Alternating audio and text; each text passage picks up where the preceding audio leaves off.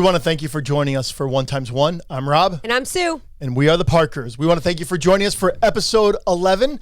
Before we jump into the title, we just want to say that our non-sponsor sponsor is School Nurses. This past Wednesday was National School Nurse Day. And so, Susie Q, I want to thank you for being a school nurse. And it actually leads us into our topic for today. We are talking about a two-income family. And so what we're going to do is we're just going to go real quickly about what we both do, what our jobs are, and then we're going to jump into talking about what does a two-income family look like and really go from there. So tell us what you do.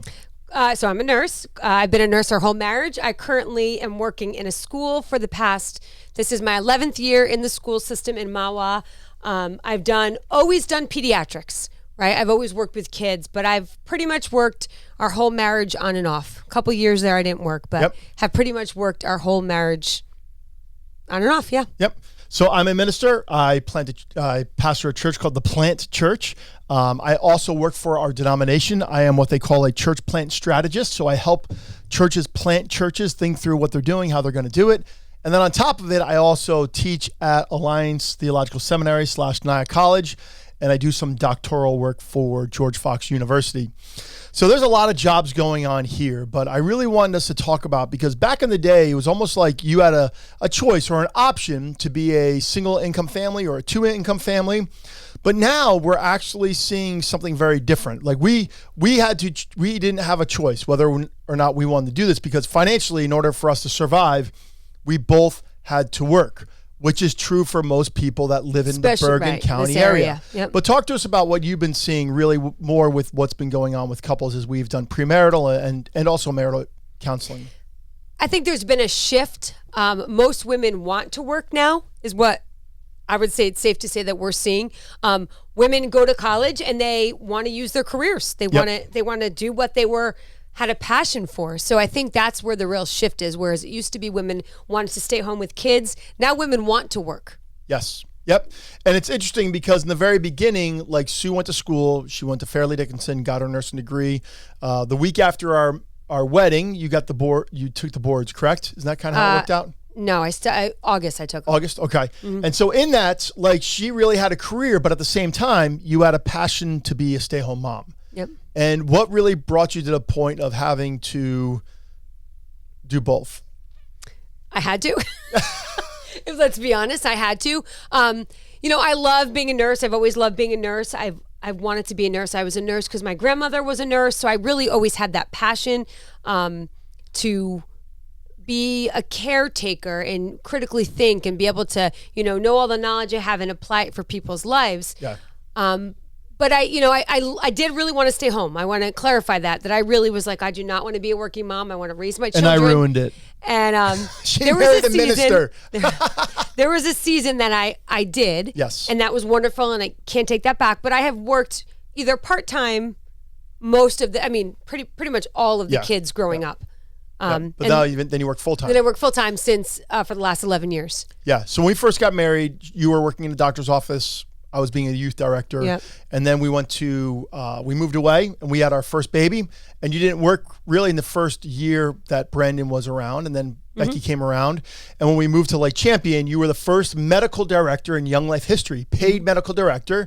And she was doing that part-time. When we decided to move back to New Jersey, we really realized there's no way we can survive in Bergen County on my income, let alone how hard it is to survive, especially as a young couple on any income. And so we really came to a point that we had to embrace this whole idea of a two-income family. And so when did you really grab hold of your calling and your trade?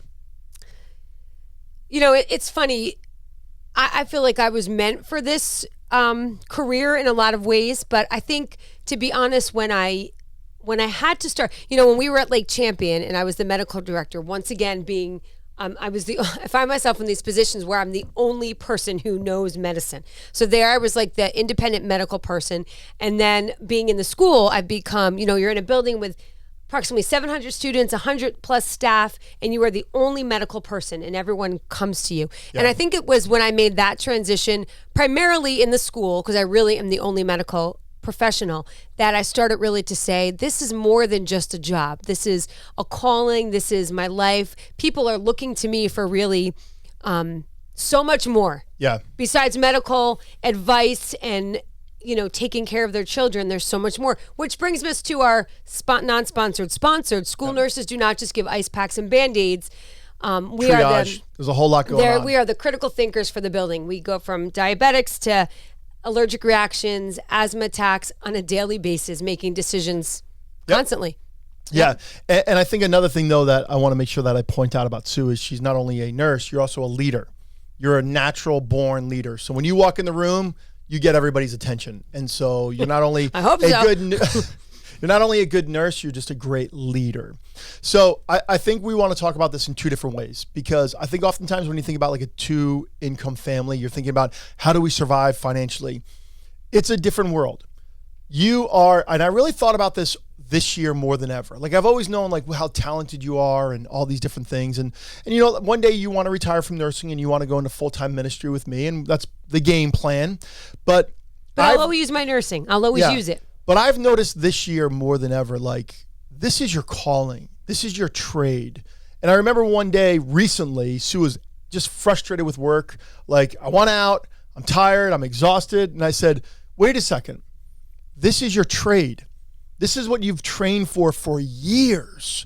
Like, don't give up on your trade now. And that was a really big moment. I don't know if you remember the walk that I'm talking about, where you were frustrated. And I just was like, hey, this is what you wanted to do with your life. Keep doing it. And it was a defining moment that I think even for us as we're looking at like the next chapters of what's next, because yes, we do have different plans that we want to do together, but right now this is where God has you. But let's talk about how this whole idea of being a 2-income family, both working partners / parents, what do we have to do to stay healthy? Like, let's just go back and forth, banter back and forth, the importance of really putting us first, because now there's a whole lot of going on. It's not only kids, it's not only vocation, but there's also us. So let's talk some about that. It's funny when you were saying that, I had all these thoughts going through my head just now, and then I thought, well, first of all, just look at what you're doing, because I think that's a big thing. Like when I went back into school nursing for my full time, the reason I went to school nursing initially was, to be honest with you, was the hours. Yes. Right? So I went Summers into off. it. Summers off. I could still be Done by that 4. present mother for my kids, go to all of their activities after school, because we were just starting that time when our kids had all those sports after school and everything. So I think that's a really important factor to really evaluate, like not to get in over my head was important for me. Like I could go in a hospital and work nights, and that probably could have worked, and I would have made probably double what I'm making, but it wouldn't have been the best option for us and our children. Yeah. And that's a really good point, because something that's very valuable to Sue and to me, but especially you, is like, hey, we go to bed at night together. We don't like you don't go to bed and I'm hanging out doing something, or I go to bed and you're hanging out. Way. We go to bed together. Night times are important to us. Even though in my job, I have multiple nights out a week, we at least know by 10 o'clock, we're shutting down together. And that's a really, really important part.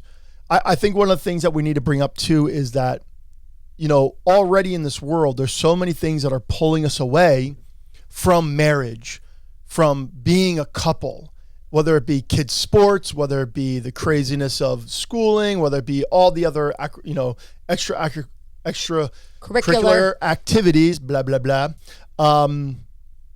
Everything pulls couples away. And I really think more so when you are a 2-income, 2-professional family, because that's what we are. We're 2 professionals. You have to make each other priority one. And what I love about it is I actually feel like we've done a better job at it, because we know that we cannot slack or be lazy.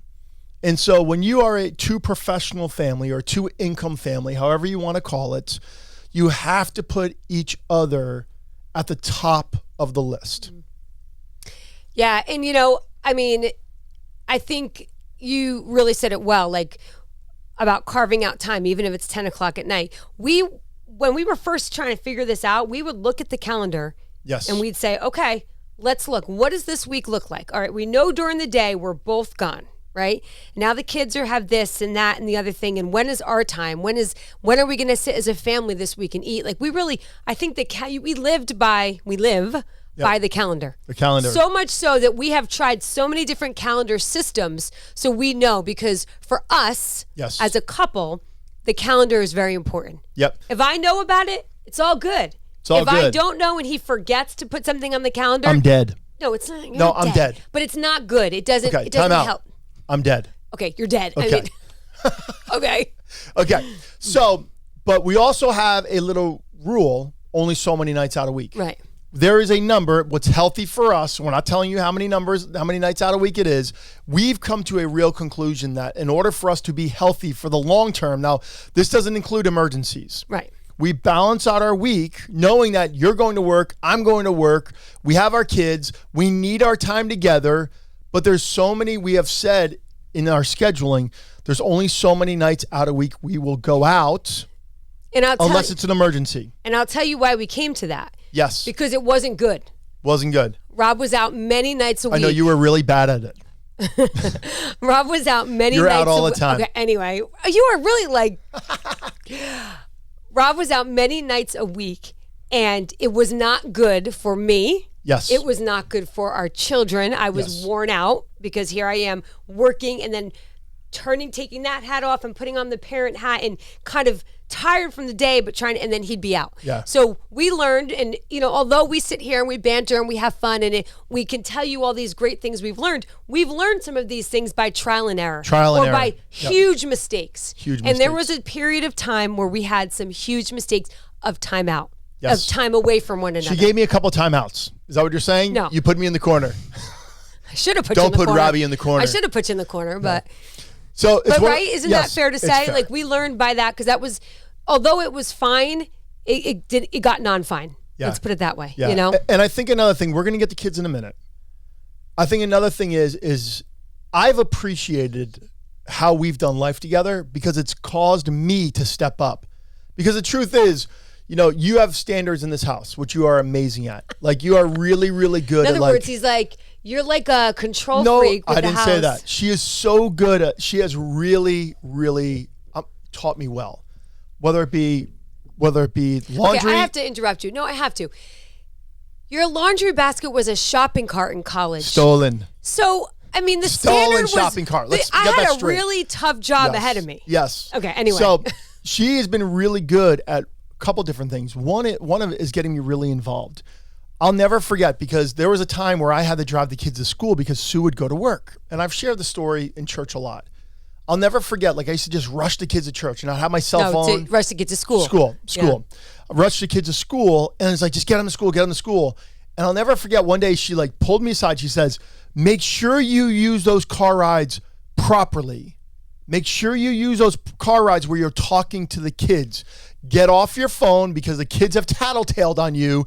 Get off the phone and be present. Because I really missed that time. Yes. When my hours changed, I really missed those times in the car with the kids. And I would say because of our two professional career, two income family, it has made us better parents. Like you are Superwoman, you are Wonder Woman. Like you literally are able to do so much. And I know I tell you this all the time, but you really are able to do so much. And I believe it's because you know that you have a calling, you have a purpose, you're engaged in something. And not only that, your top priority is us and then the kids and then your profession. Yeah. And we spend most of our time in our profession. The most of your day and the most of my day is in our place of work. And yet we say that each other is the top priority. And then we say our kids are the next priority. And so I think the one thing that you've done a really good job at is keeping me to be my best. And you've made me my best because of how you've done that. And I really believe that God has called us in our professions to be able to do everything that we do. It's almost like someone who has one kid and does an amazing job. It's like, wow, you have one kid, you did a good job. How hard is that? But God may have blessed someone with 4 kids and God knew they could handle that. That was their responsibility. Us working full time, us having 4 children, and us having this amazing relationship was something that God said, you can handle it. You can do it. Thanks, God. Yeah. Oh, that really made me feel good. There I was like, I was like giving you props. And I really gonna cry. But I think what we've really learned, and this is an important thing, is we are a team. And that's been something that, like, Team P. It sounds funny. Team P. In credit to you, I couldn't do it all alone. I could not do all I do in a day without Rob's help. And I say it both emotional help and the physical help. Like, Rob knows that, like, there's certain things that will make the mornings, because mornings are hard, right? Yeah. For everybody, getting everyone out of the house. And it's much easier for us than ever because of our children are grown, but it was harder, right? Yeah. So he knew that, like, I was like, Rob, we cannot go to bed until the dishwasher's unloaded. We change over the clothes in the wash, like the lunches are made, everything's set out, as much as the water bottle is filled in the fridge and they just have to grab it. And you knew that I valued that because I wanted the morning to be like clockwork when it could. Granted, there's always the morning that someone wakes up and there's a tragedy or there's a something, you know. Yeah. But you really valued, you knew that I needed that, and you really valued that. And you would, at night, you know, if I was doing something else, you'd be doing the dishwasher. Like, we really did the teamwork to help it be successful. Yeah. And I think that's one of the things that we have to realize too, is like, we have to share responsibility. Mm-hmm. You know, there's certain things that we have to share responsibility. Otherwise, we're not going to be able to do things the way we do. We're not going to be able to accomplish the things that we want to. And I think it's one of the things that you know, 2-professional home or 2-income home, however you want to call it, really causes people to have to be on their best, on their game.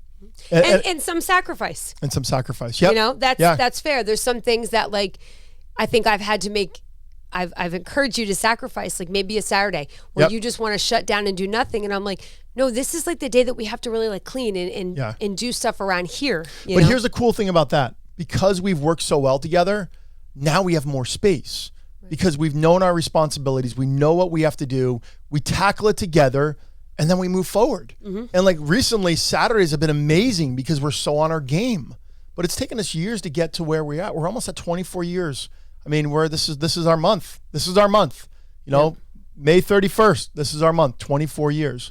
So let's shift gears and let's talk about parenting. Okay. We'll do another one of these in the future, you know, but let's just talk about how a 2-income, 2-professional family plays a role with parenting. Organization would be the number one thing, I think, for me. You have got to be organized or it will not work, at least not for us, the way we're driven and the way we work. For me, it was being very organized to a fault that I think at times I go to the next degree. But I knew that I had to have my game on. And actually, which is a real huge thing, is working makes me better with my time. Yeah.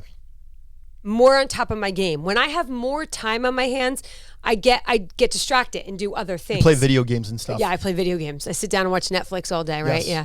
But I get more distracted and not focused. But by working full time for both of us, we know that, you know, we have one goal, right? Is to get out of the house in the morning, to get everything ready for the next day, and you just go. And it's been, I think, so that's organization has been a really big thing. Yeah, yeah. And I think one of the things too is really, again, this whole idea of partnership, not just for us, but for the kids.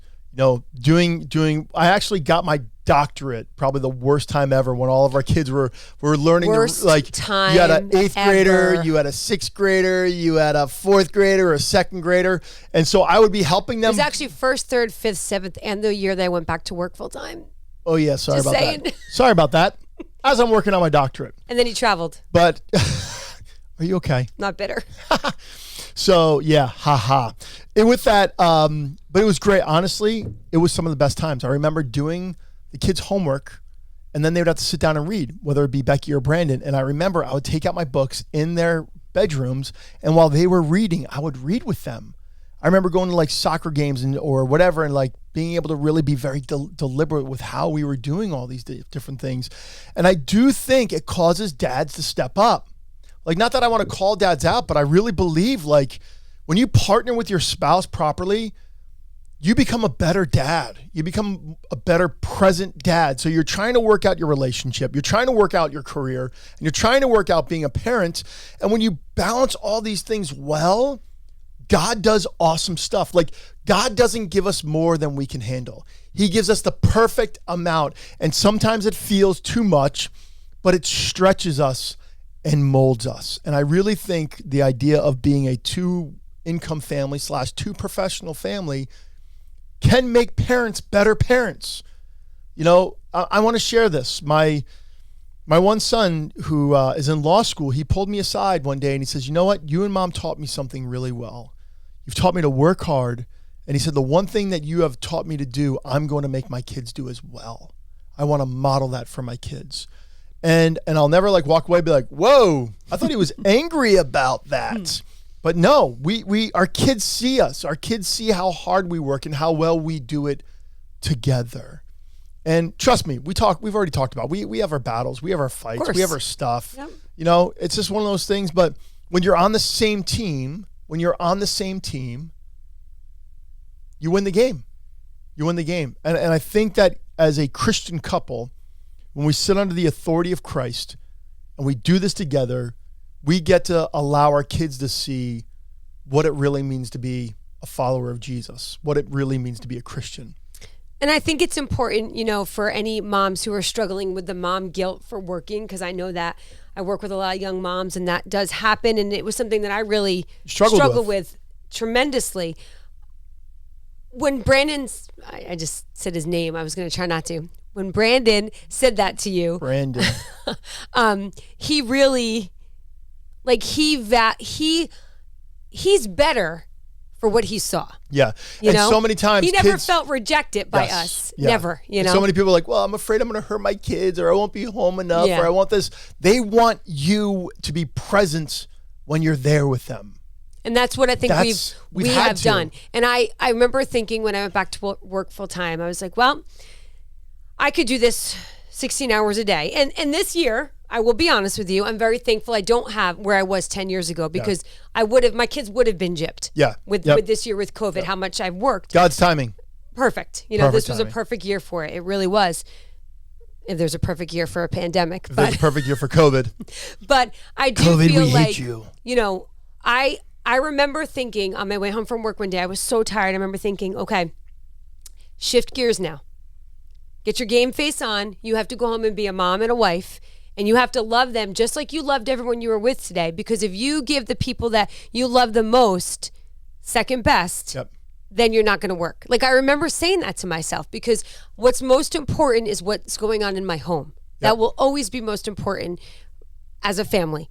You know, so I remember thinking that, and I made a conscious effort early on, and I think we both do that, to really work on. Then there's tools we can give you, and we won't get into it today. Yeah, there's different things that we're just kind of opening up the conversation. Yeah. But, you know, there's things that we have to make conscious efforts, whether it's the car ride home, we work on everything we have to work on, and we get in and we say, nope, we're shutting it off. You know? A buddy of mine actually said, pretend like you're putting an axe in a tree. Your axe is everything that you've carried along with you every single day. Go up to the tree, leave the axe in the tree, and go in your house. And that's something that I've had to really work on, because my job is so all over the place. How do I not bring everything into the house from work? Also knowing that Sue has just gotten home from work as well. And so the one thing that I know that drives her crazy is when I come in the house on the phone. And I can't do that, because it only causes more stress, which causes anxiety, which causes anger, which causes tension between us. Right? And it just happened a couple weeks ago. It happened a couple weeks ago. And I had a good excuse. It was an important phone call. But anyone can take advantage of that. And I actually have said to you, I'd rather you drive around the block or sit in the car than come in on the phone. And I'm thinking, just get in the house. So let's do this. Let's just wrap this up. I do want to say what I love about my wife is, you know, open your Bibles and turn to Proverbs 31. You are the Proverbs 31 woman. You do everything well. Professionally, you kill it. As a mother, you kill it. As a husband, you kill it. I'm a wife, I'm not a husband. Oh yeah, as a wife, I'm sorry. Let me repeat that. As a nurse, you kill it. As a mom, you kill it. And as a wife, you kill it. You're just amazing. You do everything well. And because you do everything well, you make me want to do everything best as well. And so thanks for doing that. Any last words for our listening audience or watching audience? Any let's go real quick tips. Communication. Talk about it. Don't get angry. I think it's important to really say, we got to look at this together. We got to do this together. Yep. So communicate. Yep. Also, go into it. If this is the path that you have to take or want to take or are taking, be a team. Sit down and say, boom, Team P, whatever your initials are. Team Parker, team whoever you are. Like, really do this together. Partner together. Our incomes make us work. We're in this together. We're all or nothing, right? Yep. Okay. What's another one? Calendar. I like tangible stuff. The calendar system has been so good. Everyone can have a color. Sporting events can be pushed in another color. There's no excuse. We know what's there for the week ahead. So get a good, if you need any advice on calendar systems, we've done a lot of them. Yep. Get a good calendar system. Yep. And lastly, you got to make time for one another. You have to make time for one another. And you're going to go in different seasons when you have less time, which means you need to be more specific with making time. But at the same time, you got to make time no matter what.